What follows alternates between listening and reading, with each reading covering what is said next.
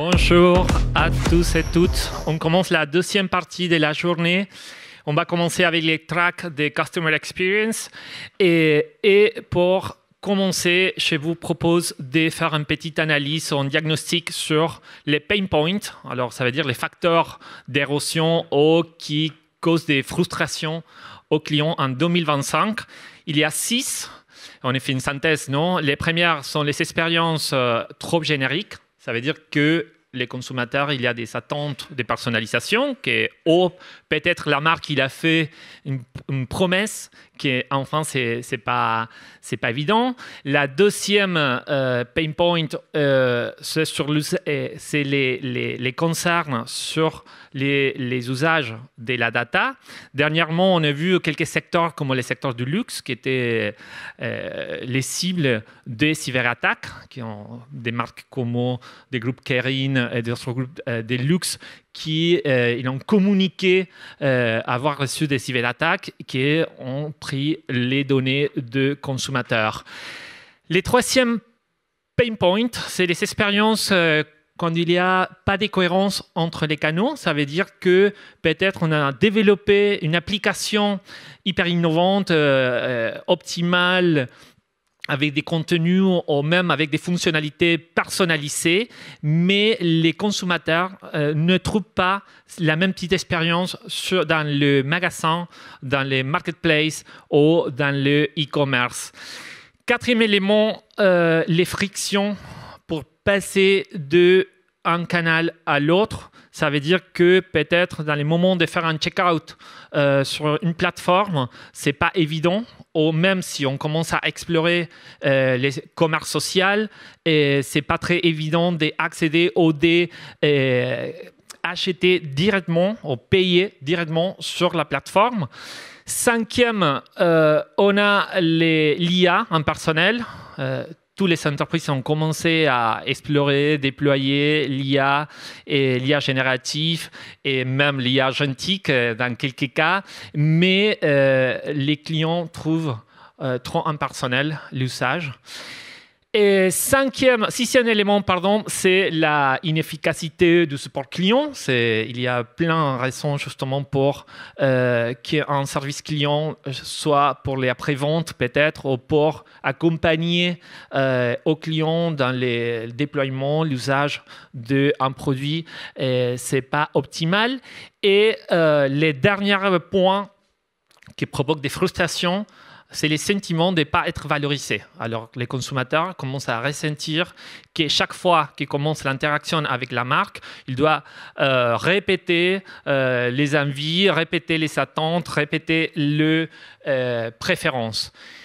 Alors, je vous propose justement quelques objectifs, de nous fixer quelques objectifs pour améliorer l'expérience client. Le premier élément, on a discuté dans la matinée sur la hyper-personnalisation, réinventer les clientèles avec l'IA, la data aussi, sur 4 axes. Le premier élément va être arriver à avoir une vision complète du client en intégrant justement toutes les données, toutes les préférences, toutes les interactions qui viennent de tous les canaux. Le deuxième, ça va être développer un service anticipatoire. Ça veut dire utiliser les outils et la technologie pour nous anticiper aux besoins et proposer un type de recommandation, un type d'expérience pertinent dans les moments indiqués. Un troisième élément va être l'assistance omnicanal fluide. Et ça, c'est un élément un peu critique maintenant. Ça veut dire qu'on peut développer une assistance très optimale à travers un de nos canaux, mais enfin, on n'arrive pas à développer les mêmes types d'assistance à travers les différents touchpoints. Ça veut dire qu'avec l'IA et la data, pas seulement on ne va pas donner simplement les rôles 100% à l'IA, sinon que l'IA peut nous aider justement à arriver à avoir le même type de précision et de personnalisation aux réponses quand on traite avec les clients. Comme exemple, simplement l'application de Adidas Running, qui a continué, c'est une marque qui a continué à améliorer les applications, soit l'application Running comme l'application Adidas générale de la marque, dans lesquelles ils ont continué à améliorer la façon d'analyser, anticiper la performance sportive, les intérêts autour des sports de consommateurs pour proposer justement des recommandations personnalisées, des challenges pertinents et en même temps pour proposer des promotions, recommandations des produits très adaptés aux besoins des consommateurs. On a déjà discuté sur quelques outils qui maintenant nous permettent de passer d'un marketing générique vers un marketing plus personnalisé. Ça veut dire développer un style de marque plus évolutif et plus adaptatif. Ça veut dire qu'on va accompagner comme marque au client dans tout son parcours, mais en même temps pouvoir l'accompagner dans les différents moments de sa vie. Et de ces façons, faire sentir valoriser les consommateurs.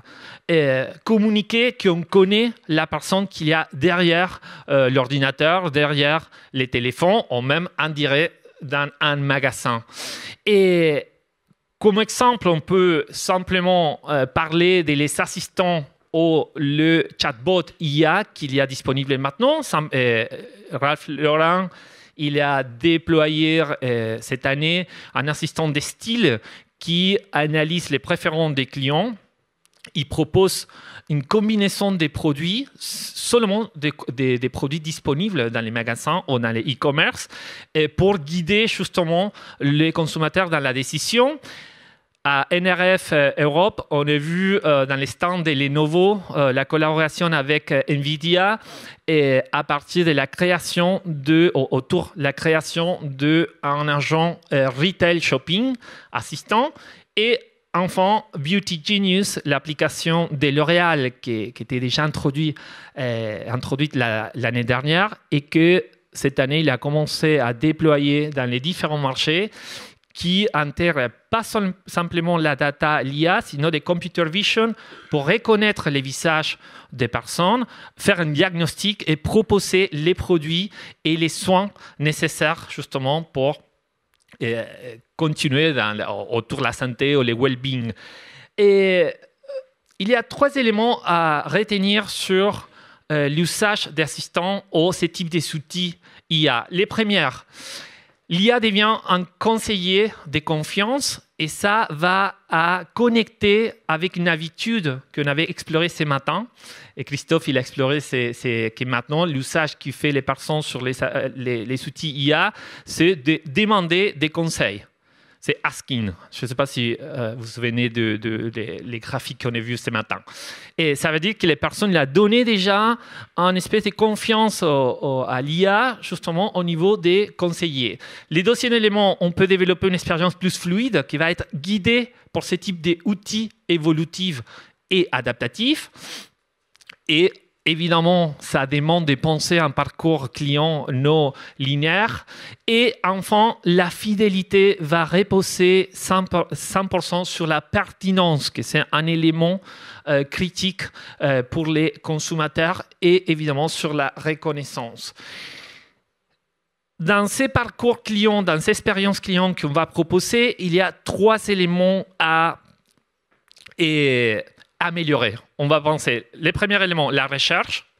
On a déjà discuté ce matin que dans la recherche, on a vu les rôles des outils IA génératifs, mais en même temps de contenu. Les principaux moteurs de découverte maintenant, c'est les réseaux sociaux.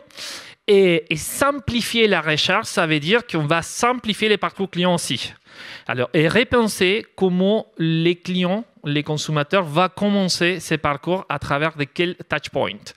Les deuxième élément, on va voir l'accélération de la décision. Ça veut dire fournir des meilleures recommandations, d'avis et des propositions ou des propositions de produits, de services, et justement pour faciliter la décision. Et le dernier élément, la personnalisation qu'on a déjà vu. Simplement, Amazon, pour nous, c'est une marque de référence parce que continue comme marketplace à intégrer des innovations chaque année. 2025, ils ont consolidé ce type d'outils. On a Rufus, que c'est l'assistant IA, comme on peut prévoir. Après, ils ont intégré Shopping Guys, que aussi, l'objectif, c'est de simplifier la recherche des produits pour proposer des recommandations dynamiques axées sur les comportements de consommateurs dans la plateforme. Et Interest, c'est notre outil qui, une fois que les consommateurs ou les clients commencent à faire des recherches, à interagir dans la plateforme, ils vont commencer à comprendre ses besoins. Il va proposer automatiquement des nouveautés autour des intérêts de ces consommateurs basées sur l'historique d'achat et des interactions. Et les derniers outils, c'est Here the Highlight. Review Highlight, c'était notre outil intégré dernièrement pour Amazon pour faciliter la décision. Ça veut dire qu'on peut observer aujourd'hui dans un e-commerce autour d'un produit 1000 commentaires. Comment on commence à lire les premières, les deuxièmes, les troisièmes, les dixièmes commentaires, on est tellement perdu. L'outil, qu'est-ce qu'il provoque, qu'est-ce qu'il possibilite, c'est justement de réorganiser les commentaires autour de nos préférences et autour de ce qu'on cherche dans ces produits ou quelques fonctionnalités. Le dernier outil, c'est audio. C'est les mêmes fonctionnalités, mais version audio, parce que les audio, évidemment, ça commence à être un élément très important. Et Buy4Me, que c'est les agents autonomes en version bêta. Et si on parle des agents autonomes, on peut penser que les agents autonomes commencent à prendre des protagonismes. Il y a beaucoup de confusions sur les niveaux de maturité de ce type des outils, mais il faut penser que ChatGPT vient de sortir Shopping avec un checkout instantané. Ça veut dire que sur même les ChatGPT, on peut acheter. Et pour faire ça, ils ont créé un protocole de paiement avec Stripe, de la même façon que Google il l'a fait avec PayPal, justement pour sécuriser les paiements autonomes qu'on peut déployer dans les moments dans lesquels l'usager va décider l'achat et que l'agent autonome il va continuer l'achat d'une façon autonome. Et ça veut dire que repenser nos parcours clients, ça veut dire qu'on doit commencer à considérer que peut-être nos parcours clients va être animé ou derrière l'acte d'achat va avoir un agent soit comme acheteur, soit comme vendeur. Et les grands défis, c'est comment arriver à un équilibre entre les côtés, l'aspect humain et l'aspect artificiel. Et là, notre recommandation, c'est de trouver votre propre formule. Il n'y a pas une formule pour dire vous pouvez intégrer un tel pourcentage d'interaction artificielle, un tel pourcentage d'interaction humaine. Chaque entreprise, à partir de les types de marques, d'identité, en même temps de les types de produits, des secteurs, va justement à trouver les valences. Et dans ces cas, Bosch, il a justement trouvé un équilibre. Il a développé une approche hybride et dans lequel ils vont intégrer d'une partie l'IA pour gérer des demandes plus simples et les cas plus complexes vont être gérés pour les agents humains. Et on arrive à penser que maintenant, l'expérience client, l'expérience des marques va être axée sur la conversation. Ça veut dire qu'il y a quelques possibilités maintenant, opportunités pour devenir une marque conversationnelle. Il y a 4 éléments pour développer ce type de stratégie. La première, c'est la publicité réactive en temps réel. On a parlé ce matin, Emmanuel a parlé justement de la publicité programmatique qui adapte les contenus, qui adapte les moments d'être déployés, plus pertinents pour les consommateurs. Les deuxième élément, les fonctionnalités IA conversationnelles qu'on a déjà vues. Les troisième, c'est la création des contenus accélérés. Ça veut dire que avec la possibilité de créer plus de contenu et réutiliser les assets, on va avoir plus de disponibilité pour créer des grandes campagnes ou des petites ou des campagnes plus flash, simplement pour maintenir la relation tout au long du parcours client en même temps ailleurs. Et enfin, on peut penser sur les nouvelles opportunités des communications. Commencent à arriver des nouvelles possibilités de touchpoint. Après, on va finir avec un touchpoint spécifique qui commence à émerger. Mais là, je propose de penser pourquoi pas la voiture qui devient un touchpoint pour nous. Parce qu'on a vu dans les derniers salons des technologies que les automobiles commencent à intégrer les assistants vocaux. Un assistant vocal comme une Alexa, mais dans la voiture pour guider, pour proportionner des contenus et pourquoi pas des publicités ou des recommandations de produits. Et dans ces propositions d'expérience client plus globales, la caractéristique de devenir une expérience client connectée, omnicanal et sur mesure, elle est importante. Et placer aussi dans cet écosystème les magasins, il est aussi important pour ne pas oublier ces contacts, ces possibilités de créer une relation plus humaine. Moi, j'adore Dyson comme cas d'usage parce que c'est une marque des technologies, des appareils d'électroménager qui est arrivée des dernières années à se positionner très fort sur quelques catégories de produits, notamment les Tech Beauty. Et ils ont commencé à développer des appareils, des soins de cheveux. Et à partir de là, ils ont développé un écosystème et surtout un format une stratégie online to offline. Ça veut dire qu'il y a un écosystème autour les WhatsApp, les plateformes, les applications et les websites qui proposent des recommandations, des idées, mais toujours pour produire un meilleur trafic ou encourager le trafic vers le magasin. Dans les magasins maintenant de Dyson, il n'y a pas seulement un démon magasin, sinon un laboratoire de beauté dans lequel les personnes peuvent faire une analyse, un diagnostic sur les cheveux, avoir la recommandation personnalisée, faire les réglages spécifiques de chaque produit adapté à leurs besoins et en même temps effectuer évidemment la conversion. Et quand on pense quel élément on a disponible pour créer une storytelling, une narration omnicanale, et on peut penser qu'il y a différents éléments qui commencent à enrichir de plus en plus nos points de contact. Et on peut penser déjà les contenus sur les réseaux sociaux qui commencent à intégrer aussi des fonctionnalités shoppables. On peut penser aussi sur les gaming qui continue à être un espace virtuel qui est très intéressant pour développer pour les marques. On peut penser dans les audio. Ce matin, on a entendu à Spotify, la publicité audio commence à prendre plus de rélevance dans le achat média. Et les showrooms virtuels, les côtés artistiques, il y a plein de possibilités pour justement créer une narration très particulière, très multimodale, qui nous permet de communiquer l'identité des marques d'une façon plus riche et toucher une diversité des consommateurs. Et les contenus dans cet écosystème, dans ces narrations et dans les cœurs de la transaction, on va dire dans les cœurs de la relation. Et on a parlé justement de que les outils génératifs deviennent l'entrée du parcours client, mais aussi les contenus sur les réseaux sociaux ou les contenus qu'on peut développer sur nos propres plateformes deviennent aussi un facteur important d'engagement.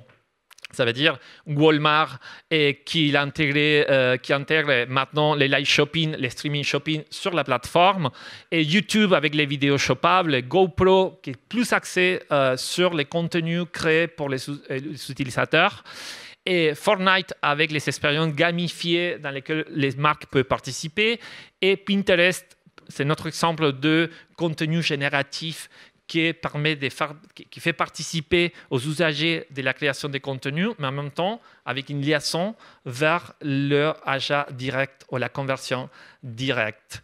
Et on peut penser maintenant sur quel nouveau point de contact, quelle nouvelle opportunité on peut prévoir dans le futur, qui va animer à être plus créatif justement pour communiquer ou pour profiter de cette opportunité. Les lunettes connectées, c'était un peu un gadget, ça fait quelques années, mais dernièrement, on observe une avance importante et on commence à voir que Xiaomi, Huawei commencent à proposer des lunettes connectées. Ça, c'est la dernière version de Ray-Ban avec Meta. Et Google vient de faire des partenariats avec Prada et aussi avec Gentle Monster, justement pour créer les lunettes plus stylées, on va dire, pour faciliter l'adoption. Et dans ces cas, ça vient de sortir, Roblox, les games très connus, qui étaient préférés pour les adolescents et préadolescents. Il va créer une espèce de réseau social comme TikTok dans l'intérieur de jeux. Ça veut dire que dans l'intérieur du jeu, les personnes vont profiter et vont avoir la possibilité de créer des formats courts des vidéos pour partager avec ses amis. Et pour finir, les programmes de fidélité. C'est un autre élément important qui commence à être impacté pour la technologie et qui peut maintenant répondre avec une meilleure précision et d'une façon plus optimale aux attentes des consommateurs. Le premier élément de la fidélité, développer des récompenses dynamiques, ça veut dire qu'ils vont s'adapter à chaque client. Chaque client va avoir différents types de bénéfices, des avantages. Le deuxième élément, la possibilité de créer des avantages aussi et des récompenses transversales. Ça veut dire qu'on peut créer beaucoup de collaborations. Et enfin, accès aussi sur les changements et la transition durable. On observe qu'il y a de plus en plus de programmes de fidélité qui vont encourager justement les changements d'habitude, comme le cas de Lila Resort, qui maintenant permet de gagner plus de points quand les personnes commencent à choisir un type d'hôtel ou d'expérience plus durable. Ou dans le cas de Hugo Boss, qui fait justement la mélange entre le bénéfice ou l'avantage plus traditionnel avec la collecte des tokens pour changer après pour obtenir différentes expériences. Et enfin, McDonald's avec la gamification. Voici notre recommandation pour créer des expériences clients en 2026. On commence à nous anticiper. Simplement, faire évoluer la relation client vers une façon plus continue. Ça veut dire créer une marque qui va dialoguer tout le temps avec les consommateurs et pas avoir simplement de pics épisodiques des communications. Maintenant, il y a tous les éléments possibles et disponibles justement pour créer une relation continue. Et transformer l'IA en partenaire de confiance, ça veut dire qu'on peut arriver à mesurer, à maîtriser et équilibrer l'intégration de l'IA, faire les contenus comme un moteur d'engagement et conversion, réinventer la fidélité et surtout l'accès sur les valeurs de la marque, c'est important. Allier automatisation et sens du service. On peut ajouter l'IA dans tous nos parcours clients, dans tous les services. On ne doit pas oublier que c'est un service. Et par définition, les services doivent être humain, on va dire. Et enfin, réinventer la découverte, c'est un des axes plus innovants maintenant. La découverte et l'entrée de nos parcours clients. Merci beaucoup.